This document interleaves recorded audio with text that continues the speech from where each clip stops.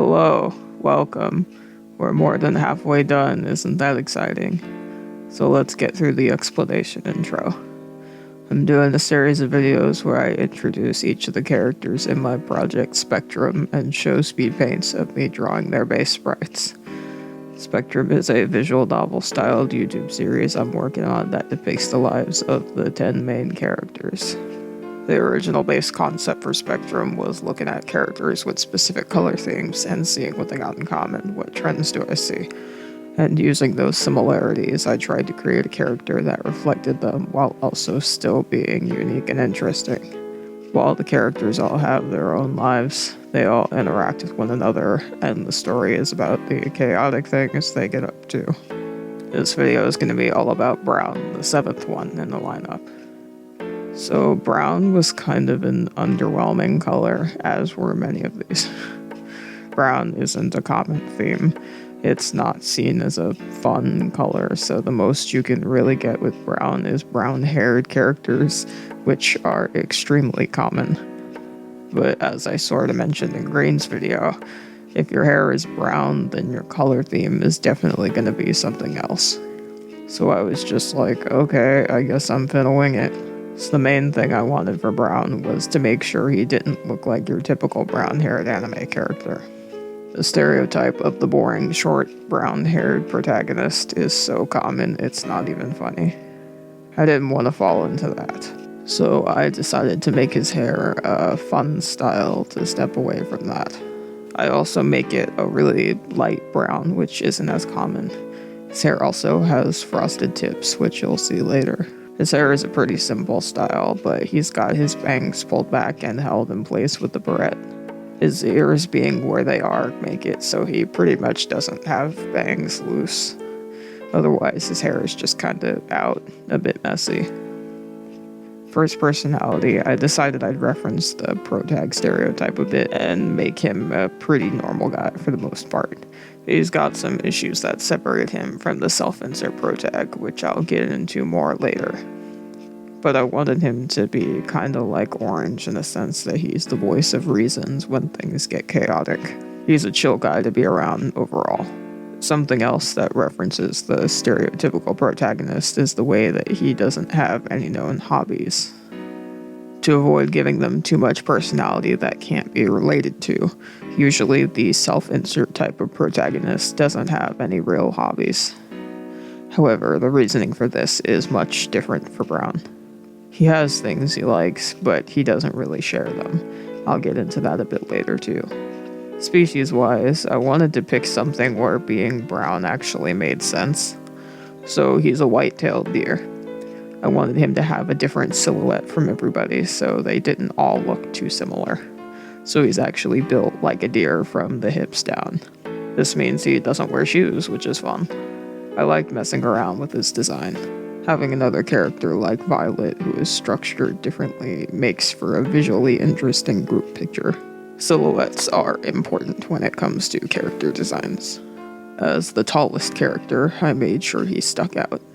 It's also meant to be ironic because he tries not to get much attention. He doesn't like being put on the spot. So him visually being attention-grabbing is intentional. On top of this, there's meant to be a bit of irony given his outfit is really simple and plain. Brown lives on his own in the woods. He's got a specific little corner he tends to stick to. He doesn't really have any belongings outside of his phone, the charger, and his wallet, which he keeps in his pockets. He walks to gas stations, convenience stores, and restaurants to get things to eat, so he never cooks. In their world, it's not uncommon for people that are close to the wilderness, species-wise, to live in the woods. There are communities with electricity and such where people have houses. Brown just doesn't get very close to them. He stays closer to the rest of society because he doesn't want to stray too far from where he works, which is a grocery store warehouse. He doesn't really have any complaints about how he lives and gets by just fine overall. He tends to keep to himself and doesn't initiate social interaction with anybody. If he gets involved with the others, it tends to be against his will. He goes to the gym and tends to use it for showers as well as working out, but he also occasionally showers at Green and White's place, and he sometimes sleeps there too. They don't mind having him around. but more about what he's like as a person. He's a laid-back guy for the most part. He's quiet and doesn't usually get himself involved in anything social. But he seems to have a way about wanting to protect other people, so he will let himself be included in the others' antics if it means standing up for someone else in the group, especially the ones that are quiet, like blue and white, and green when things get out of hand. He feels obligated to stick around to keep things from getting too crazy, so even if he doesn't really want to, he will hang out with the group and sort of humor their stupid shit. Brown is really easy to mess with because he doesn't always know when he's walking into a trap, so he manages to entertain the others without even meaning to. He's really blunt and straight to the point. He doesn't really smile, and he doesn't joke around much.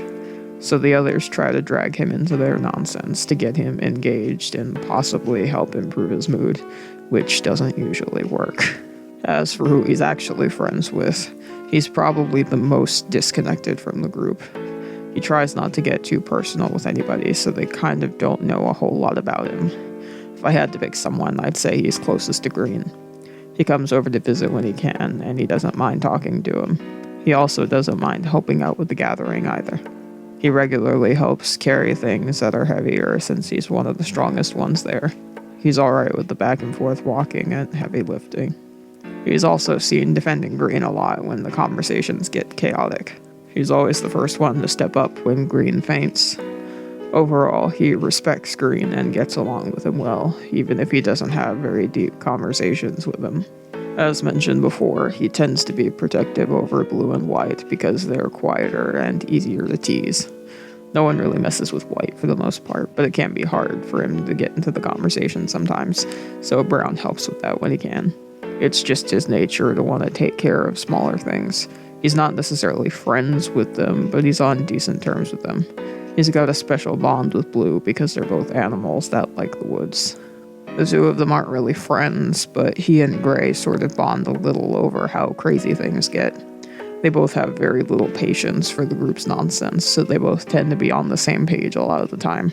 That being said, they don't really talk much in general.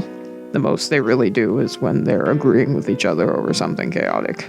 Otherwise, they don't really get along because Gray is just so hard to talk to. And of course, the people he doesn't get along with. He thinks Red is annoying as hell and hates dealing with him. Are you noticing a pattern? He hates how often he falls for Red's tricks to get him into crazy situations. He also hates how inappropriate Red gets because Brown is low-key a little shy when it comes to that stuff. Brown is easy to tease, so Red targets him when he can. Brown also tends to not get along with Violet a lot of the time. Violet is hard to get along with in general, but Brown especially doesn't have the patience for his self-centered nonsense. He shuts Violet down a lot if no one else does. He can tolerate Violet just a little more than Red, but he thinks Violet is annoying too. Brown is tough to talk about because of how much he keeps to himself and doesn't talk about his personal life. He has some issues that he keeps quiet about and doesn't share, and they play into why he doesn't talk about himself. He deals with a lot of intrusive thoughts, so he's got a lot of anxiety going on beneath the surface. They make him feel like he doesn't deserve to have friends, so he tries to put a lot of distance between himself and the people around him. One of his biggest hobbies is playing card games. He plays solitaire a lot on his own when he's bored because it's something he can play by himself. But even that is something the others don't know about, and they have no idea about him liking cards. You'll see it at the end, but his bio has the least amount of information in it. That's to reflect how much he doesn't talk. There are things that I could have put there, but I didn't, because I wanted it to reference the way he is.